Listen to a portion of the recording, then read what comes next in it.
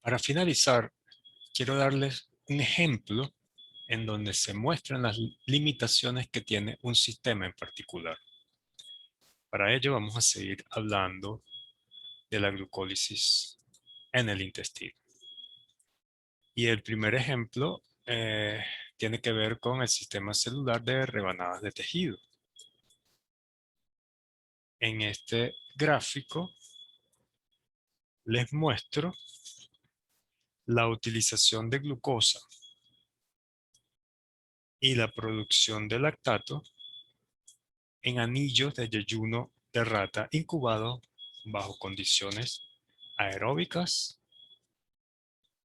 como condiciones anaeróbicas.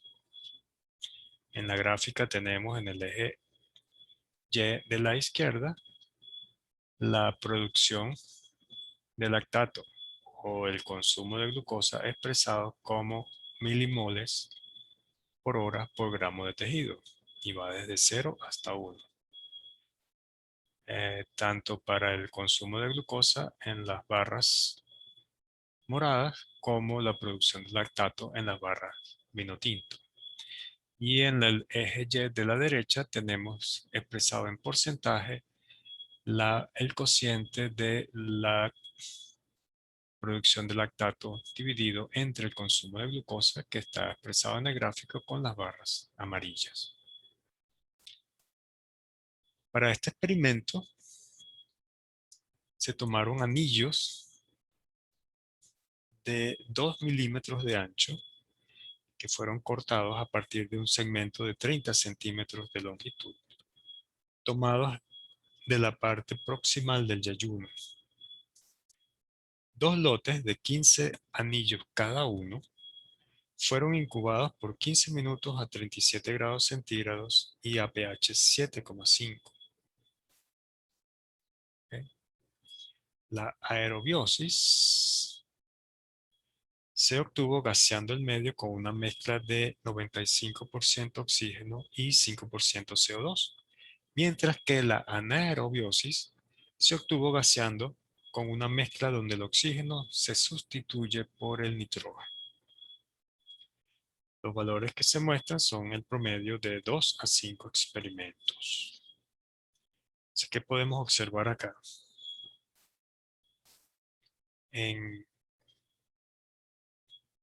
Vemos que en aerobiosis, tanto en anaerobiosis como en aerobiosis, el consumo de glucosa es igual.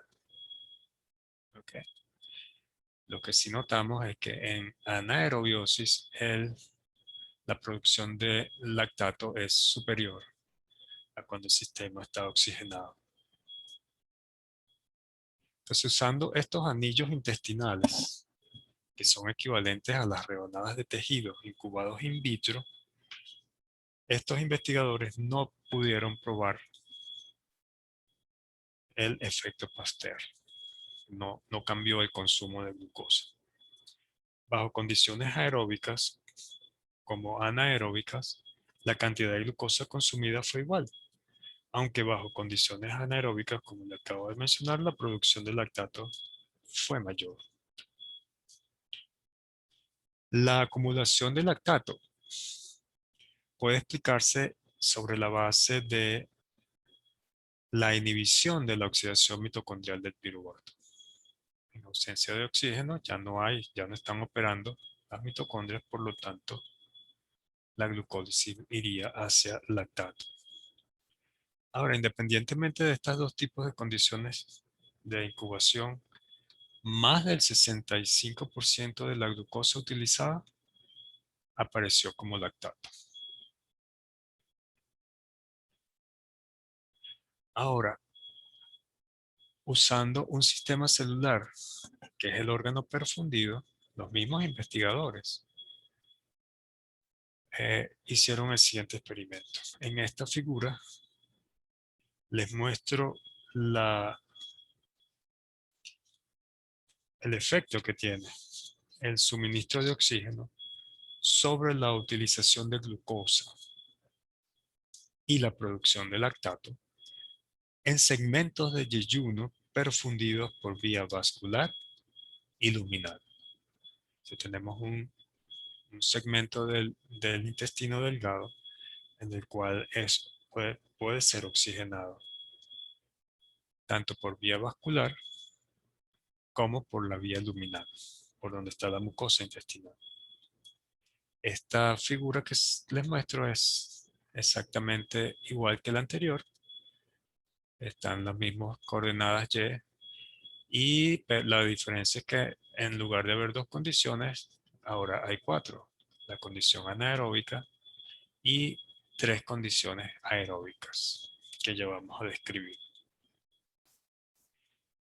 En este caso, los yeyunos de rata fueron perfundidos in situ, tanto por la vía serosa como la vía mucosal, o sea, tanto por la vía sanguínea como por el lumen del intestino.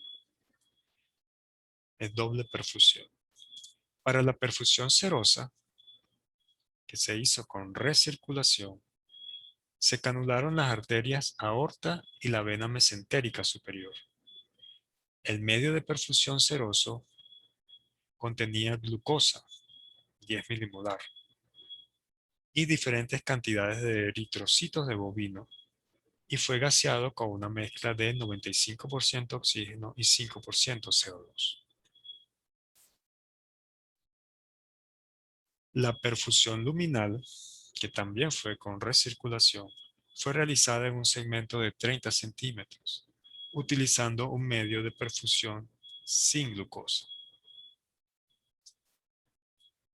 ¿Qué encontraron los investigadores aquí?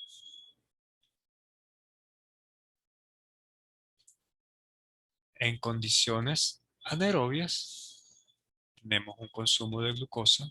Recuerden que la glucosa es la barra morada y hay producción de lactato, casi 1 milimolar por hora por gramo de tejido. Cuando el oxígeno se colocó vía mucosal, es decir, por el lumen del intestino, por la solución que estaba perfundida dentro del lumen del intestino, que da acceso directo a la mucosa intestinal, hubo un ligero descenso en el consumo de glucosa y continuó la producción de lactato. Pero fíjense qué ocurre cuando la oxigenación va por la vía serosa. En el caso de anaerobiosis, no habían hematocritos, no habían glóbulos rojos agregados. En esta condición, la tercera del experimento, se colocaron glóbulos rojos para un hematocrito del 15%. Y fíjense cómo el consumo de glucosa disminuyó. Y cuando el hematocrito alcanzó el 40%, hubo una mayor disminución del consumo de glucosa a medida que se oxigena la preparación, tanto por el lado mucosal como por el lado serosal.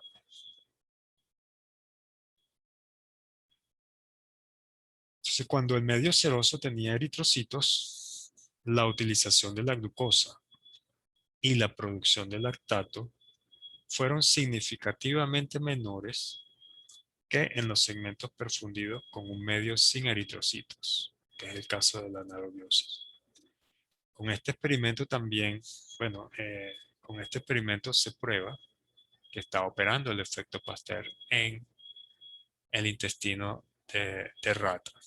Este es el efecto Pasteur, la disminución de glucosa a medida que aumenta la oxigenación del sistema. Pero además de eso, aquí también se demuestra que el efecto del oxígeno es mucho más acentuado cuando el oxígeno se suministra por la vía serosal en comparación cuando se suministra por la vía mucosal. Muchas gracias por su atención.